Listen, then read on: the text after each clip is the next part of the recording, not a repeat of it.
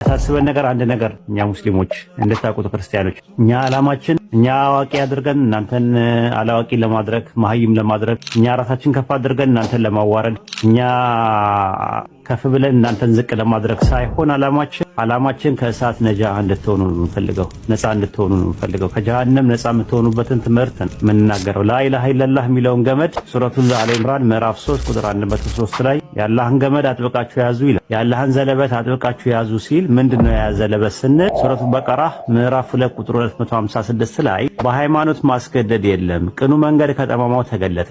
በጣዖት የሚክድና በአላህ የሚያምን ሰው መልካም ዘለበት እንጨበጣል፣ መልካም ገመድ እንጨበጣል። ይሄ ምንድነው? በጣዖት መካድ ላኢላሃ የሚለው ከዛ በአላህ ማመን ደግሞ ኢላላህ ላኢላሃ ኢለላህ የሚለው የአላህ ገመድ ነው። የአላህን ገመድ አጥብቃችሁ ያዙ አትለያዩዋል። ላኢላሃ ኢለላህ የሚለውን የያዘ ሰው የተለያየ ነገርን እየደረማመሰ ነው የሚወጣው። ራሱ ምንን ሲባል ሽርክን፣ ኩፍርን፣ ኒፋቅን፣ ቢድአን እነዚህን ሁሉ የገረሰሰ ሰው አይለያይም። በዘር፣ በፖለቲካ፣ በዘውግ፣ በቀለም፣ በብሔር አይለያይም። አትለያዩዋል። በጸጋ ወንድማማቾች ያደረጋችኋል። የሱ ኒዕማ ነው ራሱ ወንድማማችነት መሆን ማለት ነው። ከዛ በኋላ ላይ ነው በእሳት ጉድጓድ አፋፍ ላይ በነበራችሁ ጊዜ ከእርሷ አዳናችሁ ነው የሚል። ከምኑ?